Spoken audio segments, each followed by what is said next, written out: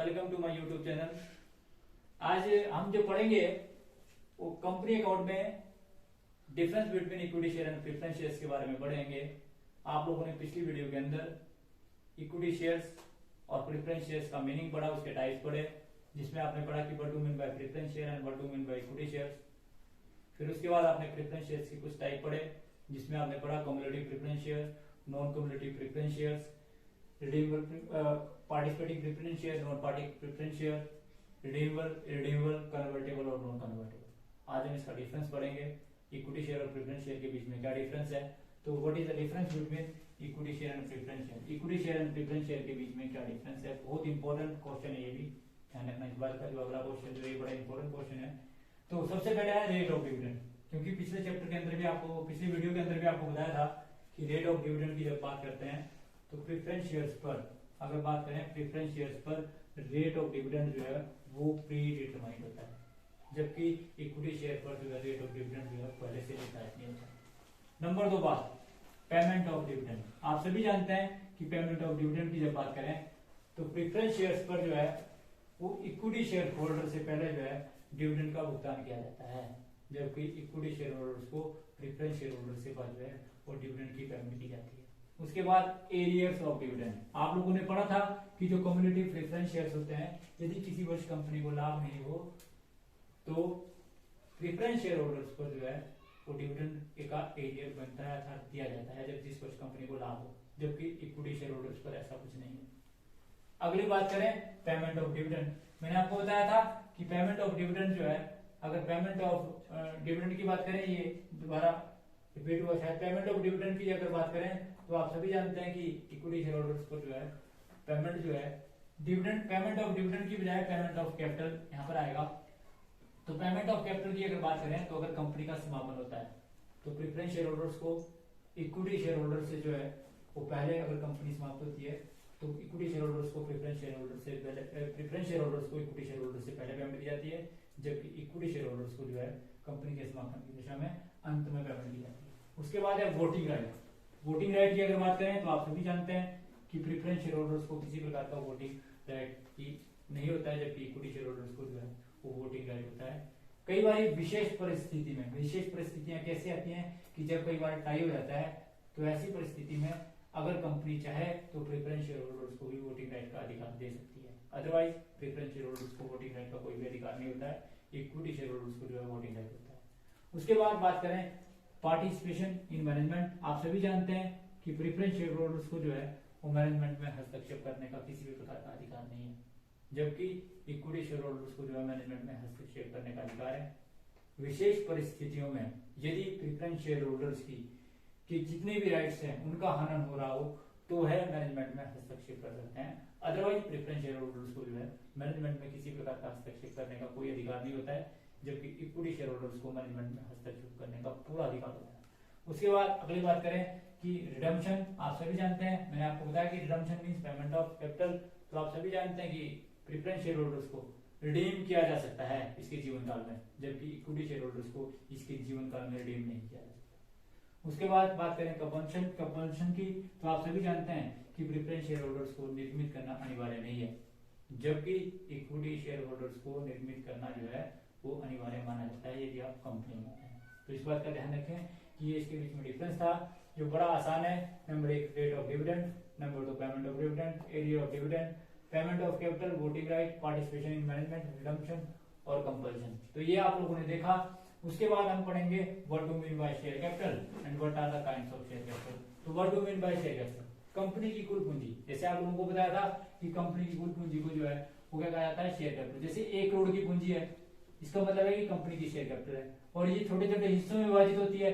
जैसे एक इतने का है तो ये आपके पास आया 10,000। तो अगर इस 10,000 शेयर को अगर आप मल्टीप्लाई करेंगे नंबर ऑफ शेयर से तो आपकी शेयर कैपिटल आती है। तो कंपनी की कुल पूंजी जिसे आप शेयर कैपिटल की संख्या देते हैं, जो छोटे छोटे हिस्सों में विभाजित होती है, उसे आप शेयर कैपिटल की संख्या देते हैं। कि मान लो फॉर एग्जांपल कंपनी के पास 10 लाख शेयर्स हैं, एक शेयर की वैल्यू 10 रुपीज है, तो इसका मतलब है टोटल शेयर कैपिटल जो हुई वो आपकी 1 करोड़ रुपए हुई। तो इसको बोलते हैं आप शेयर कैपिटल। उसके बाद अब बात आती है काइंड्स ऑफ शेयर कैपिटल। बड़े ध्यान से समझना है आपने।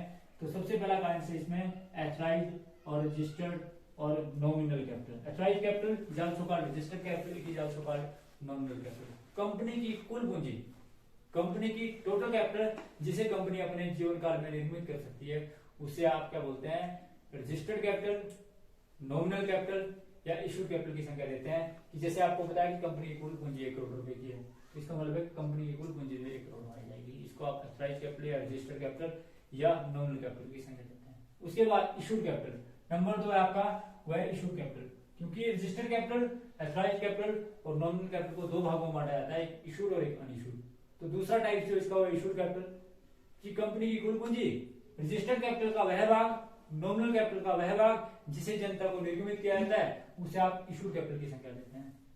इसे आप क्या बोलते हैं, issued capital. Registered capital, authorize capital या नॉमिनल कैपिटल का वह भाग जिसे जनता को निर्गमित किया जाता है, उसे आप इश्यूड कैपिटल की संख्या देते हैं।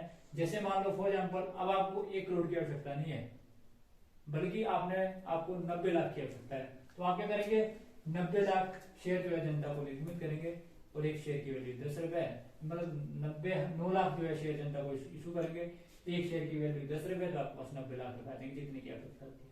तो इशू कैपिटल होती है कि एथराइज और रजिस्टर्ड कैपिटल का वह भाग जिसे जनता को निर्गमित किया जाता है, और उसे आप क्या करते बोलते हैं, इशूड कैपिटल की संज्ञा देते हैं। उसके बाद जो है आपका subscribe capital I.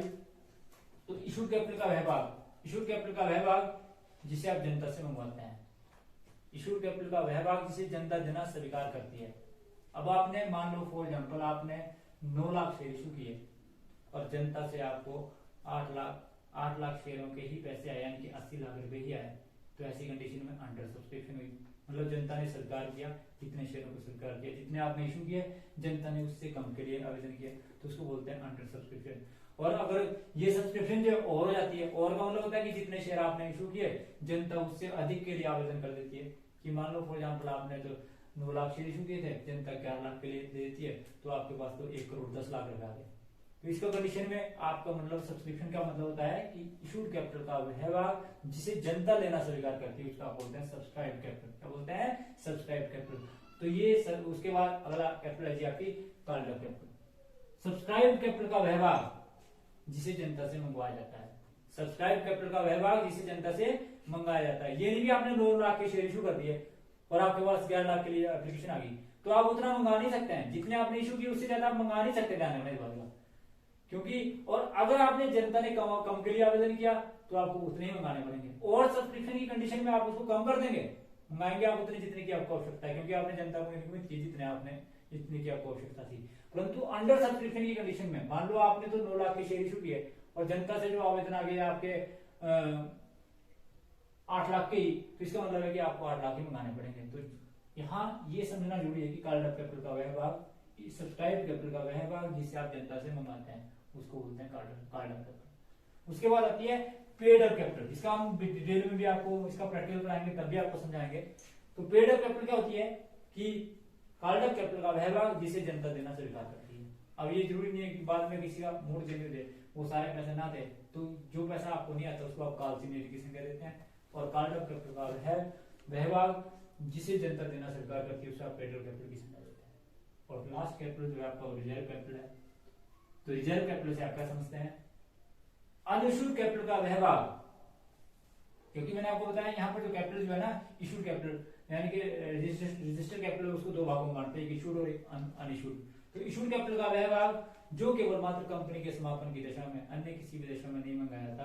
Company amendment act 2013 section 99 के अनुसार जो कंपनी के समापन की दशा के अतिरिक्त अन्य किसी भी दशा में नहीं मंगाया जाता, उसको आप रिजर्व कैपिटल की संख्या देते हैं। तो रिजर्व कैपिटल एक प्रकार की ऐसी कैपिटल होती है जो कंपनी के समापन की दशा के अतिरिक्त अन्य किसी भी दशा में नहीं मंगाई जाती है, उससे आप रिजर्व कैपिटल की संख्या देते हैं। इसका आपको पता होना चाहिए। इसमें भी जैसे टाइप्स ऑफ प्रेफरेंस शेयर्स में मैंने आपको बताया भी, ये पूछ सकते हैं, ये पूछ सकते हैं, तो इसमें भी ऐसे पूछते हैं कि what do mean by authorized capital, या दूसरे से पूछ लिया, दूसरे से पूछ लिया what do mean by issued capital, तीसरे से पूछ लिया what do mean by paid up capital, किसी से पूछ लिया सब्सक्राइब कैपिटल, किसी से पूछ लिया रिजर्व कैपिटल, या कैपिटल रिजर्व और रिजर्व कैपिटल के बीच में डिफरेंस, या एथराइज्ड कैपिटल और इश्यूड कैपिटल के बीच में डिफरेंस, या इसी प्रकार से सब्सक्राइब कैपिटल और कॉल्ड अप पेड कैपिटल में डिफरेंस। तो इस प्रकार से इसके बीच में कुछ भी ऐसे क्वेश्चन आपसे पूछे जा सकते हैं। 2 नंबर का जो क्वेश्चन आता है वो इस तरह से आता है। तो इस बात का ध्यान रखें कि आपको ये पता होना चाहिए। तो आपने किया कि what is the difference between equity share and preference share, बड़ा इंपॉर्टेंट क्वेश्चन, जैसे आपको बताया मैंने, ये भी बड़ा इंपॉर्टेंट क्वेश्चन है। उसके बाद आपने पढ़ा कि what do mean by share capital, ये भी इंपॉर्टेंट क्वेश्चन है। उसके बाद आपने पढ़ा कि what are the kinds of share capital, that is also important, और काइंड्स ऑफ शेयर कैपिटल में अलग अलग जो टॉपिक है वो भी बड़े इंपॉर्टेंट है। ध्यान रहे इस बात का, मैंने आपको बताया कि प्लस वन के अंदर अगर आप शेयर और डिवेंचर का ही पूरी बुक को रट लें, पूरी बुक का आपको पूरी तरह से ज्ञान हो, जिसमें शेयर और डिवेंचर के क्वेश्चन भी और थ्योरेटिकल क्वेश्चन भी यदि आपको ज्ञात हो, तो आप प्लस टू के अंदर जो है आपको पास होने में किसी प्रकार का दिक्कत नहीं होगी, क्योंकि ये 1 नंबर का आता है और जिसमें पास होने के लिए आपको टोटल 22 नंबर चाहिए होते हैं। इस बात का ध्यान रखें कि शेयर और डिवेंचर जो है वो बड़ा इंपॉर्टेंट रोल प्ले करते हैं हर क्लास के अंदर। तो ये था जी आज का हमारा topic. Thanks for watching the video, please like and subscribe my channel.